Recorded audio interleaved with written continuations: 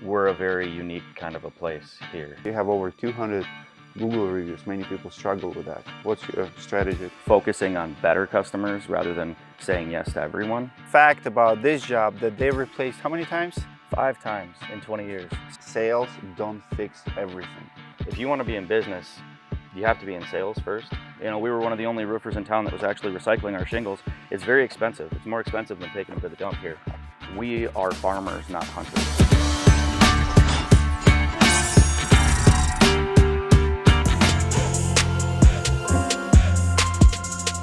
We're in Rapid City, South Dakota, visiting Weather-Tite roofing.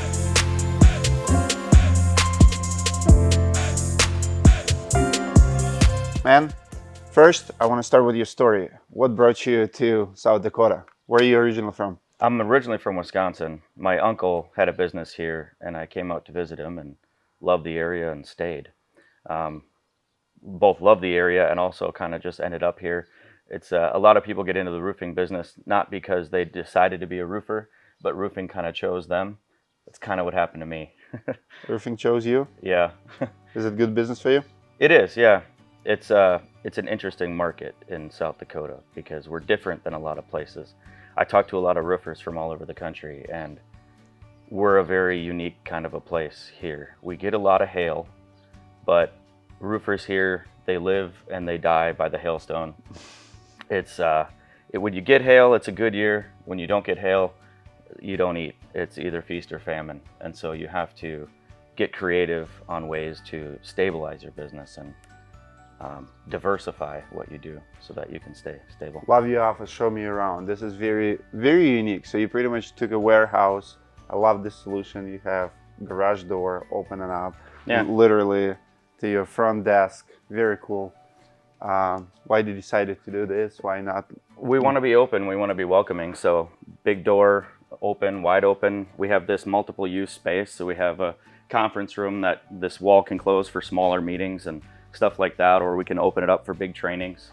We do a lot of that in the wintertime. Look at this cabinet, custom-made wall cabinet. I've never seen anything like that out of 2x4s. You're in the furniture business now? Yeah, that's in progress. That's that's going to be our for like t-shirts and stuff like that. It's all going to be covered in siding, and you won't even know that they're doors when we're done with it. I just love how simple everything is. It'll just be it'll blend into the architecture. We kind of wanted to bring the outside in, so we made our office spaces look like buildings inside of the building. Not really big on samples. We don't have a lot of display units and stuff like that around here. Why not? A lot of homeowners are visual people, but you know, you give somebody a small sample of something and it's hard to take that small piece and picture what it's going to look like on your house. So we use a lot of hover. We do 3D models and stuff like that of houses, and we wanted our space to just show this is what an actual building could look like so that people can see. Very true. Very basic, but very visually easy to follow. How many salespeople you have? How many people work out of here? We have 7 salespeople right now. We have 21 employees and 60 independent contractors and subcontractors that we work with. Oh wow. Yeah. What's your top seller? What do you sell the most of? Our business, I would say, the thing that we do the most is probably the asphalt shingles. We do a lot of malarkey shingles. That's probably our top selling product for sure. It's a good product. We believe in it. It's worked for us. So it's a kind of a no-brainer in this market. How do you stay organized? Manila folders or custom CRM? We used to. We had a great Manila folder system when I was coming up. It was color-coded. It was organized. We had, it was about as good as you can get with paper in terms of being organized. But no, we use JobNimbus now. That was an easy How long have you conversion. been using JobNimbus? About 4 years now. Yep. How did it change, and how much do you attribute your success to switching from Manila folders to Any CRM, it's gonna be a night and day difference when you're going from paper to digital. So many contractors don't understand it, and what was the key point? Was it hard to adopt? Hard to make it Very hard. It's easy to pull out a piece of paper and write things down. Okay. And especially when everybody on the team is used to doing that, it's hard to get people, you know, a lot of us don't come from college and from, you know, computer classes and stuff like that. A lot of the guys, when I hire them, they can barely use email. So using apps and computers and stuff like that is not our nature. It's just not where we come from. So, but it's worth it. It's very worth it. We've doubled in size since we've started using a CRM. It's just so much easier to track things. Folders are great because you can store all the information in there. Big problem is it's only in one space. You know, if I'm out in the field and I get a call from a customer up with a question about their project, I have to call the office and have someone pull up the folder to look up that info. Or because I have a smartphone, I can just pull up the info while I'm on the phone with the customer. Well, what's your favorite feature with JobNimbus? Something you use every single day and love it? The boards. The boards? Yeah, we came from manila folders, and so with JobNimbus, they help contractors make that transition from paper to digital because they make their platform move like our folders used to when we had the board. I have and the we same would thing. Drag them across So from beginning to completion. Yeah, so that's really helpful for us. So you have Euroshield, a lot of success with that? A lot of success with Euroshield, yeah. We do quite a bit of that. We've been encouraging people to install better products for years, you know, and when you get as much hail as we do, roofing, siding, windows, they all become very disposable. Mm-hmm. You know, I noticed early on in my career that things that we were ripping off of people's houses weren't very old. You know, everybody talks about lifetime warranty and 50-year warranty and all this stuff, but the average age of a shingle that we tear off is only 7 years old. Wow. And that's a problem. It is. You know, we appreciate repeat business as much as the next guy, but when you're changing somebody's roof 2 times in one summer or 3 times even, that's not good for anyone. So, and that's just not sustainable. Do you see the trend that something like Euroshield pushing away in the market, making it to the top against metals even? Yeah, for sure. I used to love metal. We used to do a lot of metal. We don't do as much anymore. It's you know, if you get hit with hail, your roof is not going to leak if you have a metal roof, but it's going to get ugly looking because it'll all be beat up, even the strongest steel. We have a couple of roofs we did that are 22 gauge, and they're riddled with dents. Yeah. So, and the problem is most insurance companies aren't covering cosmetic damage anymore. Mm-hmm. You know, they offer you a discount when you get your steel roof, but that comes at a cost, and that cost is that they don't pay for what they call cosmetic damage. And so it just doesn't seem to have the same benefit as it used to. All right, we have pretty interesting case study here. There's a big debate in the roofing industry, what lasts longer. Metal has claims to last 50 years, so does a lot of synthetic products. We have here installed Euroshield, one of the newer recycled tire type of system. And interesting fact about this job that they replaced how many times? 5 times in 20 years. So what was here before and why they were replacing metal roof 5 times? All 5 times metal? All from hail. I know at least 3 of them were from metal. From the hail? last one that and we had to replace them because of the hail. The last time it was about as beefy as a metal you could get, a 24 gauge standing seam, very beautiful roof, but it just didn't hold up. So the same owner replaced it 5 times? Yeah. All the metals. They finally decided this would be the last one. And was it hailed? Did we have hail on this roof again? Not big damaging stuff yet. We've had a couple of small storms come through here, and it definitely hasn't had a scuff on it. Can you think of one of the newest, maybe app or any product that kind of wowed you? You're like, oh wow, this is cool. It's gonna make my life easier. One of the latest. Man. It happens all the time. Okay. Probably the most recent thing is the credit app. Credit app? That blew my mind, and you're the one that actually kind of exposed that to a lot of us. I had no idea that existed, but that is really going to change. So you have that problem too? Customers not paying sometimes? Yeah, of course. I mean, it happens. You know, and you know, you can file liens, you know, sometimes, but you know, we're in a market where there's a lot of insurance claims, and a lot of times there's final supplements and things like that, and so the payment process drags on, and sometimes you can miss your window to file a lien. Because once you're done with the work, in our counties here, you only have 120 days to file a lien. So sometimes you can be at that point in some insurance claims before you're getting your final payment. And if the customer doesn't want to pay, or they spent one of the checks or something like that, you kind of run out of options other than taking them to court. Where do you get most of your jobs from? Like, what would you say your #1 lead generation? Relationships. Relationships? Yeah. Referrals? Period, the end, yeah. Referrals, you know, you got to build a network, you got to build a pipeline. It's your biggest ROI by far. A lot of people are big on knocking doors, sending out flyers, all that stuff, and it works, but it's short term. I always try to teach my team that we are farmers, not hunters. That you can go out and you can hunt business, especially in a hailstorm when you know there's a lot of people that need help. It's easy to go out and just get a bunch of work, but we believe in cultivating relationships with people and serving them over a period of time. And you know, when a storm strikes, our phone just starts ringing rather than us having to go out and knock doors. Cain and Abel story. Yeah. Who are you? Are you the hunter or are you the farmer? I'm definitely a farmer. I like to talk to me. But it takes longer. It does. It's not overnight. And it can take a very long time, in fact. And that's why a lot of people won't do it.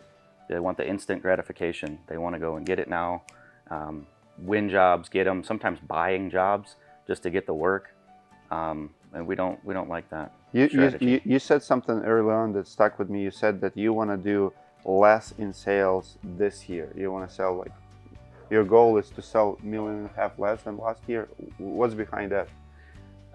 We just want to stabilize. You know, it's been crazy the last couple of years with, we've had some storms, we've had some crazy demand with COVID and everything else going on in the country, and housing demand here is definitely the same as everywhere else in the country.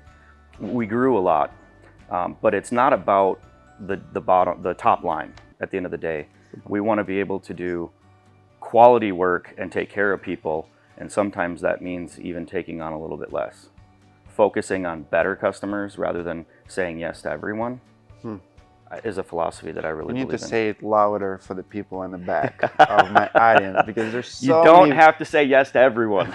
Because there's so many Not people. everyone is your customer. You know, we kind of look at it as when we go and we meet with a homeowner for the first time, it's like an interview on both sides. They're vetting us as to whether or not they can trust us. Are we their guy? And we're kind of doing the same thing. Is this project in our wheelhouse? Is this something that we are capable of doing? You know, just because they need a roof doesn't mean that it's our roof to do. There could be some weird architecture or some, you know, crazy things that come along with it that it's just not our expertise. And so knowing that and having the humility to say, this isn't my project. And sometimes the customer themselves, you know, sometimes they're just not on the same page with us, you know. They have a different goal and we can't align with their goal. And you have to be able to admit that to yourself. I'm hearing music in my ear, because what I hear, how it all translates, is sales don't fix everything. Do you agree? I agree. Because there's so many people chasing sales and saying, well, bigger, better. And when I meet contractor who is going down, who knows his numbers, and my mentor, Rodney Webb, I remember him coaching companies, and I remember one company wanted to do 17 million. He's like, no, you're doing 15 million this year. This is your mark. And majority of mentors out there do not agree with it. And I'm the same way. Like, doing less is doing more, and you can control it. How do you get reviews? You have over 200 Google reviews. Many people struggle with that. What's your strategy to get a review? I'll be honest, we struggle with it too. We've never been really great at it. We never really implemented a consistent system for it, but we've been, when we happen to think of it, we'll go get them. That's actually an area we could improve on greatly. We have over 200 reviews, but when you're doing 700-800 projects a year, you should have more than that, you know. So, sure. But it's definitely important. You know, we don't keep a reference list anymore. That used to be the most powerful tool a contractor would have. You have to have references, right? In order to show trust to customers. But I say, why take my word for it? Anybody can write down their friends and say, oh, look at, I do all this work. When you have online reviews now, third-party verified reviews online have changed the game for everyone. You can't make up 200 Google reviews and Better Business Bureau ratings and all of the other things. I mean, the internet speaks for yourself. When I go meet with a homeowner, if they have any qualms or any kind of, they want to get to know if they can trust us, I say Google us and see what comes up. And I say the same thing about my competition too. And I really love the solution, very smart. So how many buildings do you have? I see warehouse number 2. How many? We have 4 buildings. How much land do you have here? It's about 2 acres. Nice. So we have a lot of room now. We came from a very small office with a small shop, and it's amazing we've survived as long as we did in that space. But now we have lots of trailer parking. We have warehouse space. You have your own shop trailers? Space. Mm-hmm. How's recycling in South Dakota? Anybody recycles materials? It's non-existent. We used to have that. There was a recycler in town, but they couldn't keep up with the. Nobody would do it. You know, we were one of the only roofers in town that was actually recycling our shingles. It's very expensive. It's more expensive than taking them to the dump here. So our production department lives in the shop here, and we have some fabrication capability. Yeah, absolutely. I'm jealous of this space. I actually wanted my office to be out here because it's next to the tools and the equipment. Sometimes I get an idea for some way that I'm going to create some kind of a crazy flashing on something, and I'll just come out here and start tinkering. This is very unique. So I love this. Production team lives in a shop. It's very authentic. Yeah.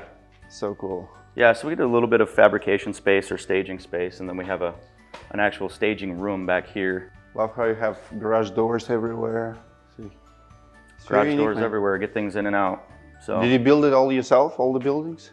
No, they were here. It was repurposed for sure. I mean, we built out the insides of them and kind of made them our own. They were just small big warehouses. Yeah, when we convert them into offices. Yep. Working spaces. Yep. Office space, working space, storage space. That's a smart solution for you. Well, and too, you know, us like many contractors, we've had to adapt over the last few years with supply chain crises and demand spikes, product availability, price increases. So we actually do stock some of our own accessories now. What we used to just order everything to the job on a per job basis, but now, so warehouse 1 is where we keep all of our roofing accessories. Like each roof starters. we do, our supplier only brings the shingles. Okay. We keep the pipe boots, the flashing, the drip edge, the underlayment, the ice and water, everything. Many people here. argue with that, but you know, when you do a couple of roofs a day, you save a couple of grand a week just on that. You can save money doing it. Of course, you got to hire people to manage it. So we have a warehouse manager that keeps track of the inventory, makes the deliveries every morning, you know, stuff like that. But it keeps our crews going. We don't roof load ahead of time, and we don't deliver to the ground ahead of time. We don't want things to get damaged or stolen. So we deliver right in time. So in the morning while the crew is tearing off the house, they've got all the accessories. So even if the supplier's truck gets delayed, we've got all the accessories. We can dry the roof in, you know, and we don't have to be standing around waiting for the shingles. Same with the nails. I used to love, I mean, you get nails in bulk, you're definitely saving in them.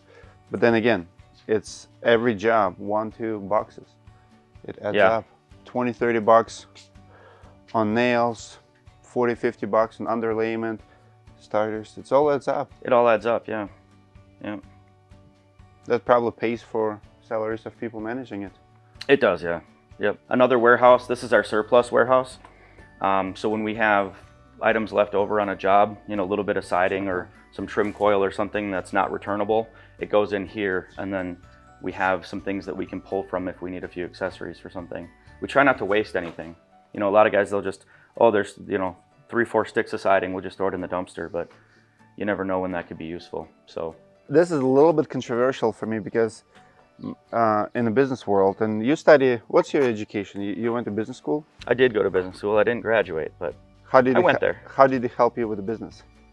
Greatly. You know, I learned, you know, I took intro to accounting, and I learned economics and marketing, sales.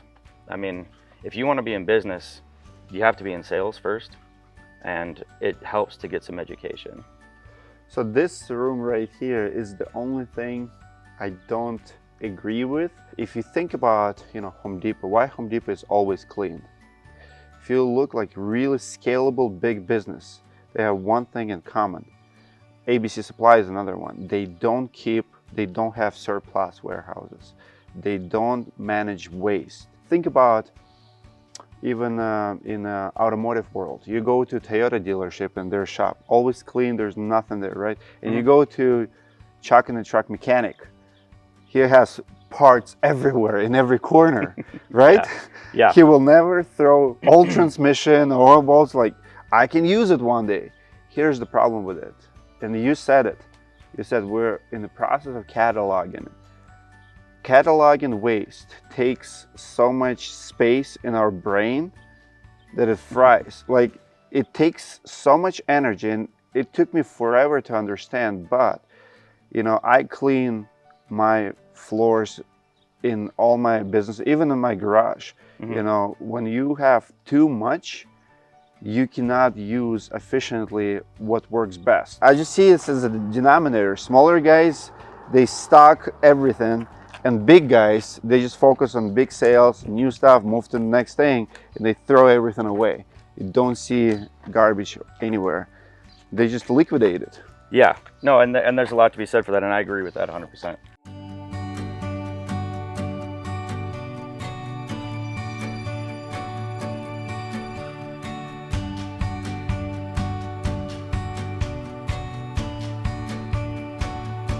Found Weather-Tite by going to the Rapid City Home Show. Well, it was amazing. Clay was our rep, and he was just amazing. It took a year or so, and he was in touch all the time. I felt like the installers were very, very professional, and yeah, I just love everything about it.